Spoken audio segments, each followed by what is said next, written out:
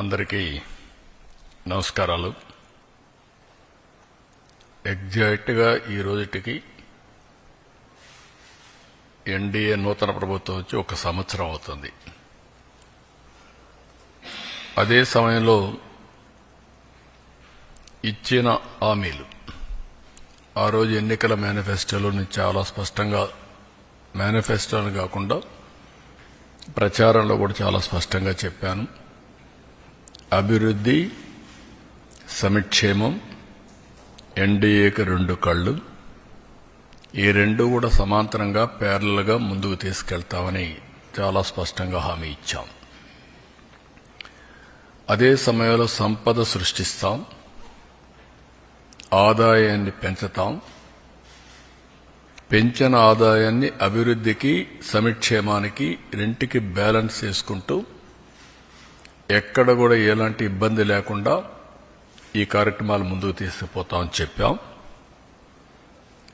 అయితే రాష్ట్రంలో ఆర్థిక పరిస్థితులు చూసిన తర్వాత చాలామంది నాకు ఎన్నికల ముందు అడిగారు, మీరు వస్తే మీరు కనీసం ఈ రాష్ట్రాన్ని మళ్లీ టోటల్గా విధ్వంసం జరిగింది, మీరు దీన్ని రివైవ్ చేస్తారని నమ్మకం మీకుందా, మీకు అనుభవం ఉంది, కానీ అఘాతం చూస్తే మాత్రం చాలా లోతుగా ఉంది, మీరు చేయగలుగుతారని అడిగారు. నాకు వేరే ఆప్షన్ లేదు. ఇన్ని సంవత్సరాలు ప్రజలు ఆదరించారు, ఆశీర్వదించారు. కష్టాలకు వచ్చినప్పుడు కాడుపడేయడమో పారిపోవడం కరెక్ట్ కాదు. ఎంత కష్టమైనా చేస్తామనే విధంగా ఆ రోజు చెప్పాను, ఆ డైరెక్షన్లో ముందుకు పోయాను. మేము ఆ రోజు సూపర్ 6 చెప్పాం. ఎన్నికల మేనిఫెస్టో చాలా విషయాలున్నాయి, సూపర్ 6 మేజర్గా హైలైట్ చేశాం.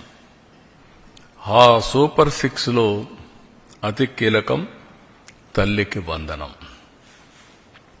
ఆ తల్లికి వందనం ఆ రోజు మేము చెప్పింది చాలా స్పష్టంగా, ఒక ఇంట్లో 2 పిల్లలుంటే ఒకరికే డబ్బులిచ్చి ఒకరికి ఇవ్వకుండా చేస్తే, ఒకరిని ఆ తల్లి చదివిస్తే, లేకుంటే అన్ని విషయాలు చూసుకుంటే అది మంచిది కాదు. ఎంతమంది పిల్లలుంటే అంతమంది పిల్లలకి తల్లికి వందనం వర్తింపజేస్తామని చాలా స్పష్టంగా చెప్పాం. ఈరోజు మీరు చూస్తే 67 లక్షల మందికి దగ్గర 10,091 కోట్ల రూపాయలు టోటల్గా ఖర్చు అవుతుంది. ఇందులో 1,346 కోట్ల రూపాయలు స్కూల్ డెవలప్మెంట్కి వెళ్తుంది. ఇందులో ఏమీ మార్పులు లేవు. ముందు ఏదైతే ఇచ్చారో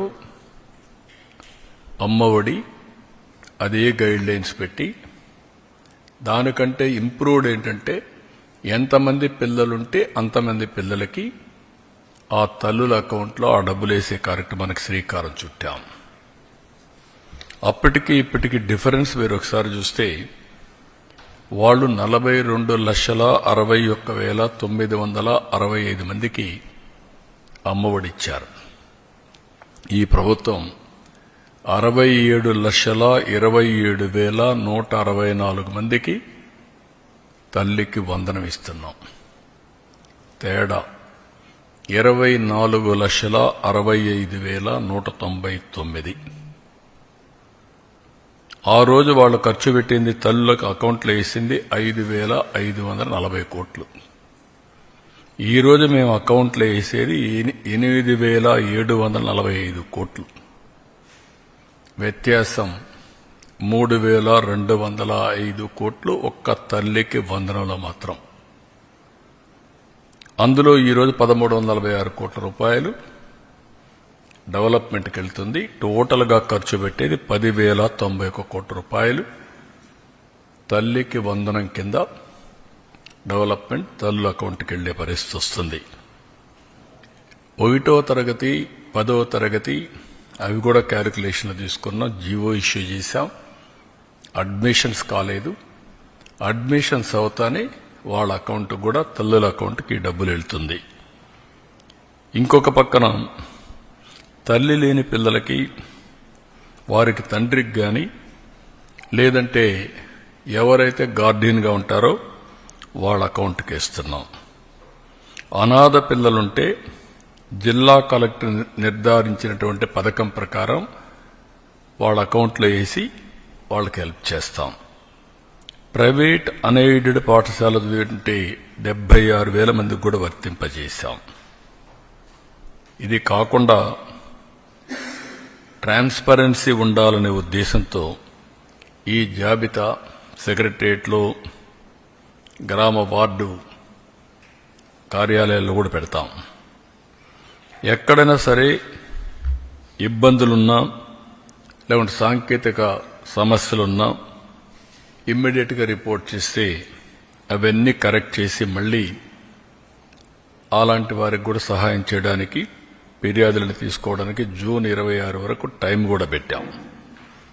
30వ తారీఖు తుది జాబితా పెట్టి అక్కడి నుంచి ఇవన్నీ కూడా అమలు చేస్తాం. ఇంకొక పక్కన ఇప్పుడు ఇచ్చింది 2 నుంచి 10వ తరగతి వరకు ఇంటర్మీడియట్ సెకండ్ ఇయర్కి బీసీల్లో చూస్తే 29,82,000 మంది వస్తున్నారు.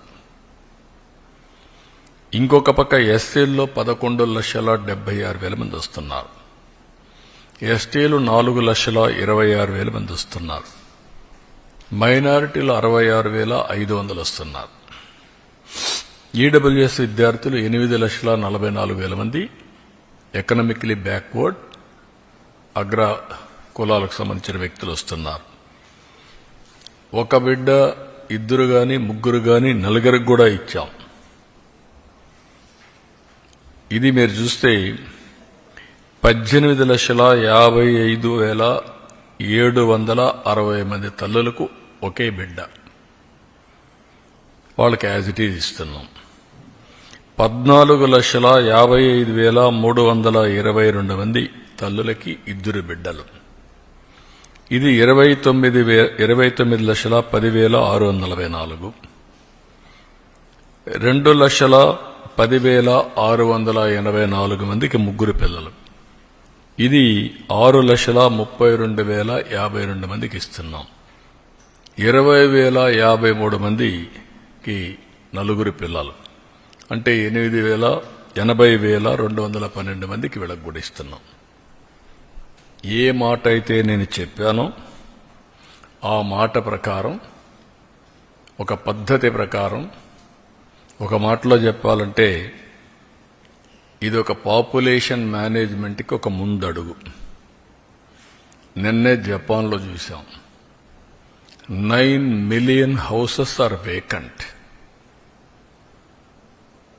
ఇంకొక పక్కన ప్రపంచం అంతా కూడా ఏజింగ్ ప్రాబ్లం, రెండోది ఎకానమీ కూడా దెబ్బతినే పరిస్థితి వస్తున్నాయి. మన భారతదేశం మీరు చూస్తే 146 కోట్ల జనాభా, చైనా 130 కంటే తక్కువ ఉంది. అయితే భారతదేశం కూడా రీప్లేస్మెంట్ లెవెల్ లేదు. 2.1 ఫెర్టిలిటీ రేట్ ఉంటే రీప్లేస్మెంట్ అది 1.9కు వచ్చింది. ఆంధ్రప్రదేశ్ అయితే 1.5 ఆ ప్రాంతంకి వచ్చేసాం. సౌత్ ఇండియా మొత్తం ఆ పరిస్థితిలోకి వచ్చాం. అందుకే ఇప్పటికే ఫ్యామిలీ ప్లానింగ్ నుంచి డెమోగ్రఫిక్ మేనేజ్మెంట్ వైపు అడుగులేస్తున్నాం.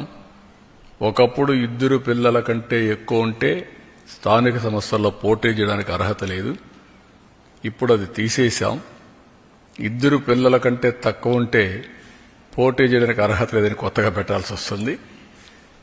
అందులో 2వ స్టెప్ మీరు చూస్తే ఎక్కడికక్కడ ఆఫీసుల్లో కూడా ఒక అనుకూలమైనటువంటి వాతావరణం, చిల్డ్రన్ హోమ్స్ కింద ప్లే ఏరియా కానీ అక్కడ వాళ్ళకి ప్రత్యేకమైన సదుపాయాలు అవన్నిటి కూడా నిర్ణయాలు చేస్తున్నాం.